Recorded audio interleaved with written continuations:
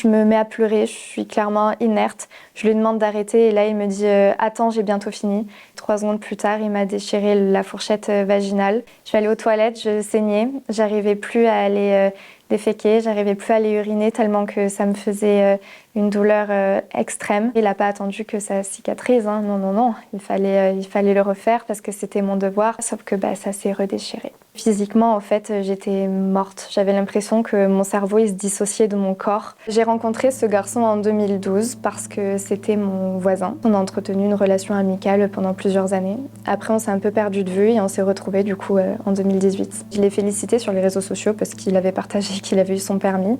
Et en fait, ça allait vraiment très vite. 2 jours après, il me faisait des éloges, des compliments, en disant que j'avais énormément grandi parce qu'on a 2 ans d'écart. Il voulait qu'on se voit. Et en fait, moi, à 15 ans...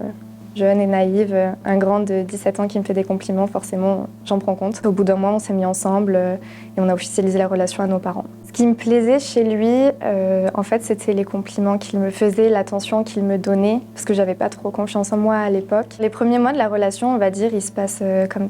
C'était un conte de fées, hein, très clairement. C'est les premiers amours de jeunesse, hyper forts, hyper intenses. C'était également ma première fois aussi, donc c'était quand même assez important. Et puis j'avais l'impression que c'était l'homme de ma vie. Par contre, c'est vrai qu'il y avait certains points négatifs que j'avais pas forcément vus, surtout la pression sexuelle qu'il mettait. J'avais que 15 ans à l'époque et lui, il en allait avoir 18. La première fois qu'on s'est embrassés, il a déjà commencé à avoir des mains baladeuses alors que c'était la première fois vraiment qu'on se revoyait. Une semaine après, je suis allée dormir chez lui et il a commencé à diriger ma main dans son pantalon, sauf que moi, ça m'a quand même assez choquée. J'étais jeune, j'étais pas du tout prête. Il voulait absolument faire ma première fois. Il était très insistant sur ça. J'étais quand même assez réticente. Sauf que sous la pression, au bout d'un moment, j'ai quand même cédé. Et puis au bout de 3 mois, j'avais compris que si je faisais pas l'amour avec lui, ça allait poser problème dans la relation. Il fallait le faire tous les jours, à chaque fois qu'on se voyait, 3 fois par jour, 4 fois par jour. C'était vraiment tout le temps. J'en avais mal au corps. Sous la douche aussi, il me lavait les parties intimes sans forcément que je lui accorde l'autorisation. Il y avait également beaucoup de beaucoup de petites tenues qu'il m'achetait. J'avais que 15 ans, hein. C'est assez fou.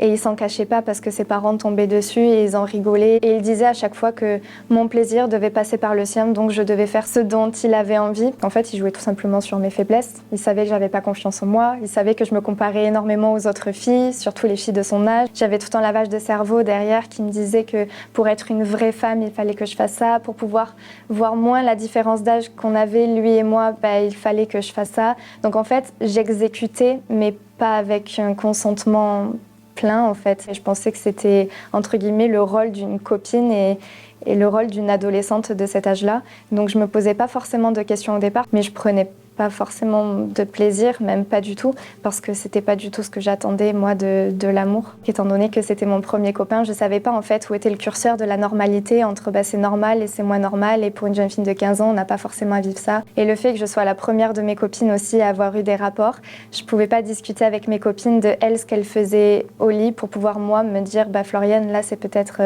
pas normal du tout. Forcément, on a les premières questions, qu'est-ce que t'as fait, tout ça, mais j'allais jamais dans les détails parce que j'avais quand même une part de honte. Je parle pas forcément de ça avec mes parents non plus parce qu'il y a une pudeur en moi énorme. La première fois où il a eu un comportement malsain, où j'ai quand même titillé un peu, c'était pour son anniversaire, ça faisait 6 mois qu'on était ensemble, et en fait il avait invité toute sa famille à faire son anniversaire chez lui, et on dormait dans le gîte de ses parents avec tous ses cousins. La nuit, il a décidé de me sauter sans mon consentement.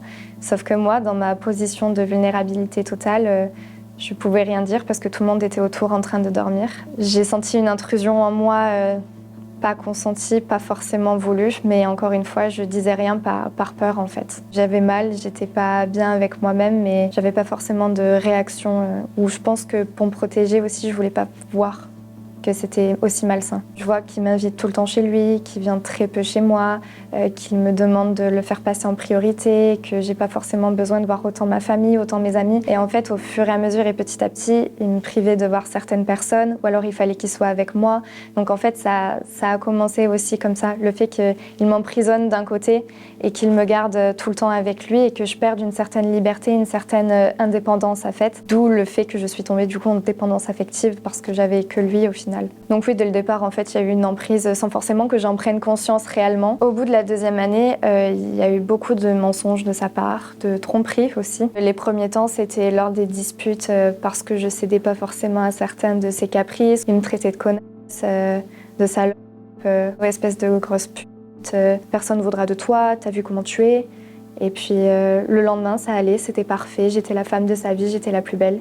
Et en fait, il avait vraiment une double facette. J'avais l'impression entre nous qu'en fait, c'était les montagnes russes, tout le temps. Il me faisait énormément de chantage et un jour, il a vraiment fait une crise parce qu'en fait, je faisais de la danse.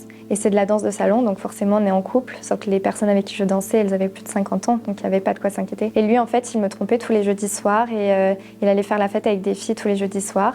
Et il me disait que si je continuais à faire de la danse avec donc les hommes qui ont plus de 50 ans, alors que c'est ma passion, bah lui, il continuerait à faire des collets serrés avec les filles en boîte. À cette époque, je me sens de plus en plus mal, mais j'arrive toujours pas à définir exactement pourquoi.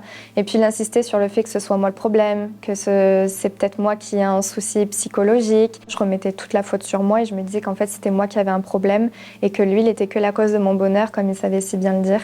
Donc en fait je voyais pas que c'était malsain entre nous finalement. Le matin quand j'arrivais au lycée, c'est vrai que je pleurais tout le temps, mes copines elles essayaient de savoir, mais à chaque fois je trouvais des excuses, je disais pas trop. Il disait que mes copines de toute façon c'était des manipulatrices et que si je me confiais et que je leur disais ce qui se passait dans le couple, elles allaient forcément dire que j'allais le quitter et du coup je pense qu'il avait tellement peur de savoir que je comprends qu'en fait c'est lui qui est malsain. Il me faisait du chantage, il me disait que j'avais pas intérêt à en parler de toute façon. Ce garçon en fait il avait vraiment une facette d'homme parfait, d'un gentleman, d'un mec super généreux. Pendant le confinement, il est venu habiter chez moi parce qu'avec ses parents, ça n'allait pas du tout. Et là, c'était le début de l'enfer. Il me demandait des rapports sexuels peut-être 5-6 fois par jour, tout le temps. J'avais pas envie. Il me faisait tellement peur que je cédais en fait. Je cédais et puis j'avais tellement peur des conséquences et des représailles. Il avait vraiment aucun respect pour moi. Dès qu'il s'énervait, il tapait sa tête contre les murs, il me crachait à la figure, il m'insultait ou alors il renversait mes affaires partout dans la chambre. Sans que je le veuille, la nuit, il me pénétrait, il me touchait, ça me réveillait. Si je le faisais pas, par exemple, 4 heures du matin, il pétait un plomb. Si je le faisais pas à 2 heures du matin, il pétait un plomb. Et en fait, la douleur psychologique, elle était beaucoup plus conséquente que la douleur physique parce que physiquement, en fait, j'étais morte. J'avais l'impression que mon cerveau, il se dissociait de mon corps. Je pense que c'était pour me protéger physiquement que mon cerveau, en fait, il a essayé de couper le lien entre le corps et l'esprit.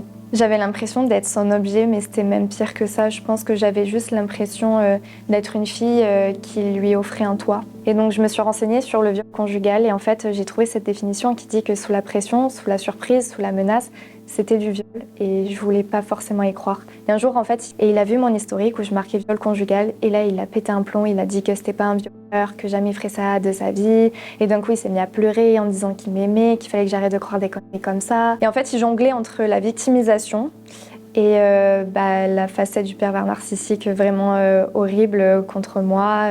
Il jouait sur ces 2 tableaux. C'est arrivé un jour où, sous un rapport forcément non consenti, je me mets à pleurer, je suis clairement inerte. Je lui demande d'arrêter et là il me dit « Attends, j'ai bientôt fini ».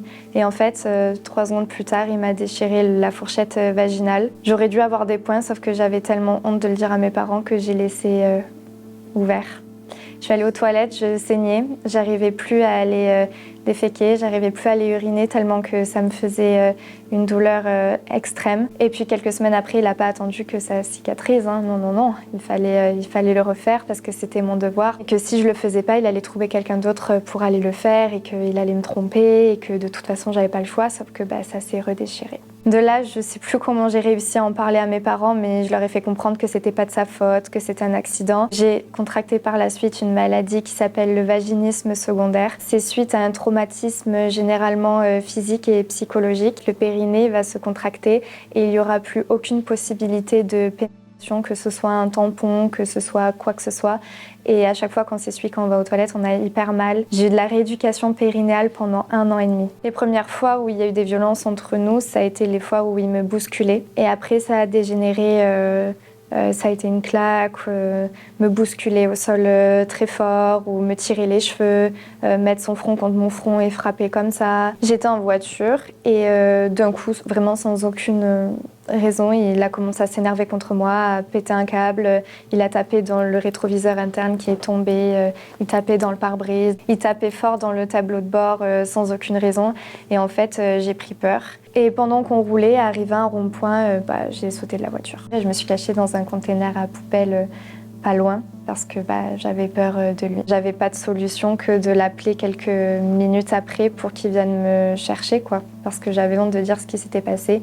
Donc j'ai attendu que sa colère elle passe et je l'ai appelé pour qu'il vienne me chercher. Psychologiquement, j'étais vraiment très, très fragile, très faible. J'étais presque morte à l'intérieur. J'avais l'impression qu'il y avait une partie de moi qui était complètement inerte, complètement éteinte. J'avais aussi beaucoup de signes physiques. Je vomissais très souvent.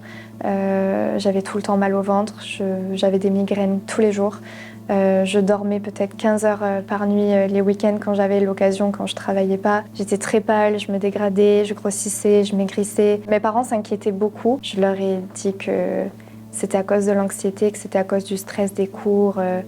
Donc en fait, ça passait à la trappe comme ça parce que je n'osais pas dire ce qui allait vraiment pas. Ça fait 3 ans qu'on est ensemble, tout s'est accentué en pire. Je prends rendez-vous chez mon médecin et en fait, je lui explique pas la situation exacte, mais je lui explique et je lui expose mon mal-être. Donc mon médecin, il a décidé de m'arrêter pendant 2 mois. Et pendant ces 2 mois, j'ai eu un suivi, j'ai fait une grande introspection sur moi-même et en fait, je me suis rendu compte que c'est peut-être lui qui causait mon malheur et aussi physiquement qui m'abîmait beaucoup. Et là, le chantage affectif a commencé.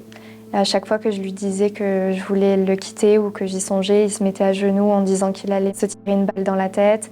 Ou alors, il s'ouvrait les veines et il m'envoyait des photos et des vidéos pour montrer que c'était pas une blague, qu'il allait vraiment mourir si je le quittais. Par la peur d'avoir sa mort sur la conscience, comme il disait, je restais. Et j'en venais aussi à penser à ma propre mort parce que je me disais que s'il ne mourait pas, peut-être que moi, je devais mourir. Et j'ai eu des pensées suicidaires pendant longtemps. J'ai même écrit une lettre parce que je pensais passer à l'acte, en fait. Donc, fin de la 3e année, je vais passer quelques jours chez lui. Et en fait, pendant 3 jours, il a décidé de m'enfermer à clé chez lui. Tous les soirs, il me faisait boire, il me faisait prendre de la drogue. Sauf que moi, avec les cachets, les neuroleptiques que je prenais, les anxiolytiques, en fait, j'étais complètement défoncée et il faisait ce qu'il voulait de moi. J'avais plus la maîtrise de mon corps. C'est-à-dire qu'il m'habillait de toutes les façons possibles et inimaginables. Il savait me manipuler physiquement parce qu'il avait de la force pour me mettre dans les positions qu'il souhaitait. Il me pénétrait à n'importe quel endroit qu'il souhaitait. Et je me souviens, la première nuit, j'ai rampé jusque la salle de bain pour me nettoyer parce que je me sentais sale pendant qu'il dormait. Et en fait, j'ai regardé le miroir et je me suis mise à pleurer et j'ai dit Maman, si tu savais ce que je suis en train de vivre. Et je voulais pas lui dire parce que j'avais peur. Et là, en fait, pendant que je suis sous la douche, encore une fois, il me rejoint et il me repètre et il refait ce qu'il a à faire. Le 2e jour, je lui ai demandé pourquoi il fermait à clé et pourquoi il me laissait pas la clé. Et il me disait que j'avais le choix. Soit il m'enfermait à clé toute la journée et gardait la clé, soit il laissait l'appartement ouvert, mais lui gardait la clé. Et en fait, si je partais, j'ai laissé l'appartement ouvert et s'il se fait cambrioler, en gros, il porte plainte contre moi. Soit j'acceptais d'être enfermée toute la journée. Et le 3e jour, pendant qu'il rentre de sa pause du midi, j'ai décidé de partir en courant en fait, de l'appartement, sauf que j'étais en culotte, en t-shirt, c'était en plein hiver. Et je me suis cachée sous un ruisseau pour lui échapper parce que j'avais trop peur. J'avais juste pris mon téléphone avec moi et en fait je pensais tellement que j'allais mourir que j'ai appelé ma mère et je lui ai dit Maman, je t'aime. Elle m'a dit mais Floriane, mais qu'est-ce qu'il y a, ça va pas? Et je lui ai dit non maman, je te jure, ça va bien. Et en fait à côté il essayait de me chercher. T'es où, grosse pute? T'es où, grosse pute? Je vais te retrouver, espèce de salope, grosse connasse, je vais te retrouver. Et là, du coup, j'ai raccroché. Et en fait, vu que j'étais en culotte dans le village, j'ai été obligée de sortir et de revenir chez lui. Il m'a dit, tu décides. Soit je te réenferme dans l'appartement, soit je fous toutes tes affaires dehors et je te laisse presque à poil dans la rue et tu te débrouilles pour rentrer chez toi.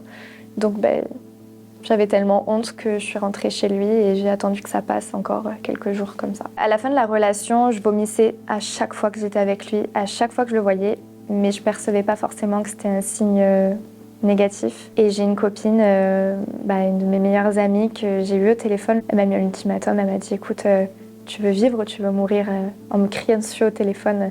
Là, ça suffit, Floriane. J'ai eu un énorme déclic qui m'a fait prendre conscience que je voulais pas être toute ma vie comme ça. Donc, j'ai réussi à le quitter au téléphone. J'ai fini par lui dire que c'était terminé, qu'il n'y avait plus de retour possible. J'ai pris la voiture, je suis allée voir mes parents et je leur ai raconté. Ils ont pris mon téléphone et ils m'ont dit ça suffit, on veut plus du tout de contact avec lui, tu le bloques de partout.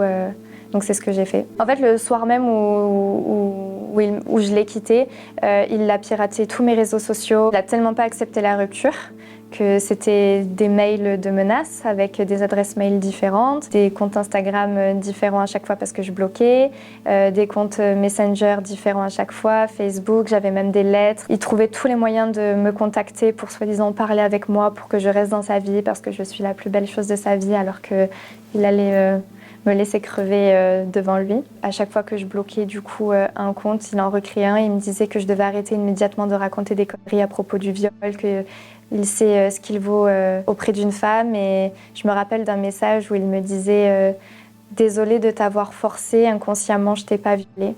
Pour moi, le désolé de t'avoir forcé, ça veut tout dire. Il essayait d'ouvrir ma maison, il faisait peur à ma sœur qui était dans la maison parce qu'il voulait absolument rentrer. Il passait devant chez moi alors qu'à ce moment-là, il habitait à plus d'1 heure de route. Je pensais que j'allais être très triste de la rupture et ça a été tout le contraire. Ça a été une libération, je me suis jamais sentie aussi légère et aussi heureuse. Par contre, c'était très lourd d'avoir tout le temps des menaces. D'avoir du chantage même après la relation. Cet harcèlement, il va durer au moins 3 mois. Je ne l'ai pas recroisé depuis. Et puis, quelques semaines après, j'ai quand même porté plainte pour viol aggravé sur mineur. Mais j'ai effectivement raconté le harcèlement, raconté toutes les violences morales, physiques et psychologiques, sexuelles que j'ai vécues. La police a pris mon téléphone pour faire une extraction des messages pour pouvoir avoir les preuves. 1 an et demi plus tard, on m'appelle pour avoir une confrontation contre lui. Ce qui a été très douloureux. Il a forcément tout nié et moi ça a réactivé beaucoup de choses de revoir sa tête. Et encore 1 an plus tard, donc là en novembre 2024, la justice a décidé de classer l'affaire, mais moi je me suis pas laissée faire parce que je suis ici aujourd'hui pour libérer la parole, pour changer la honte de camp. J'ai eu de grosses conséquences et de grosses séquelles suite à cette relation. Me réveiller en panique, en criant, en pleurant, beaucoup de cauchemars. Beaucoup de tachycardie aussi, beaucoup d'anxiété. J'ai perdu une confiance en moi énorme, une estime de moi énorme. J'ai très peur de la masculinité. J'ai beaucoup de mal avec la rencontre avec l'homme. J'ai tellement peur de retomber en dépendance affective qu'en fait, je fais l'effet inverse. Je suis trop sur la réserve, sur la défensive et je peux même moi-même être dure et trop exigeante envers les autres et surtout envers les hommes. Et dans ma vie intime aussi, j'ai énormément de conséquences négatives parce que c'est très compliqué d'accepter mon corps, c'est très compliqué d'avoir des sensations de plaisir sexuel étant donné que mon cerveau il a associé ça à quelque chose de négatif. Après la rupture, j'ai rencontré un garçon alors que je m'étais promis de plus retomber amoureuse. Et en fait, il m'a vraiment aidée à trouver des ressources en moi pour prendre confiance en moi, pour retrouver une estime de moi, pour être à l'aise avec mon corps. Je crois que ce garçon, il me guérit et il est incroyable avec moi. Je vois actuellement avec lui l'amour sain. Moi-même, j'ai fait un parcours aussi de travail sur moi, psychologique, avec de l'EMDR.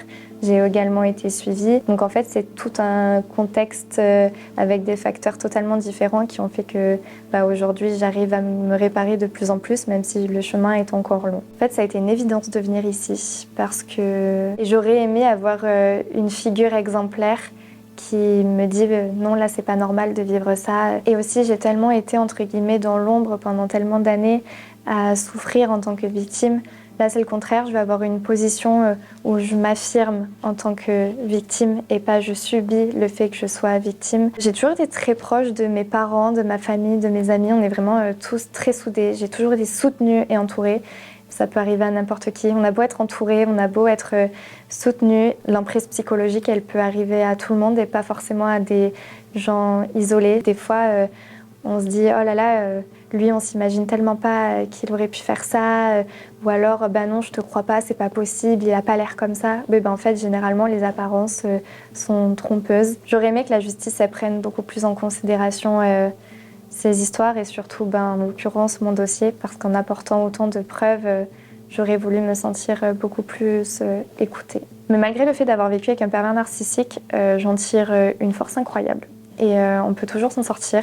Et je pense que c'est bien de se faire aider aussi par des professionnels, que ce soit des psychologues, des sophrologues, des hypnothérapeutes, et surtout parler. Être entouré de bonnes personnes, et le plus beau reste à venir au final, parce que le passé noir, il est derrière nous et on peut toujours que évoluer.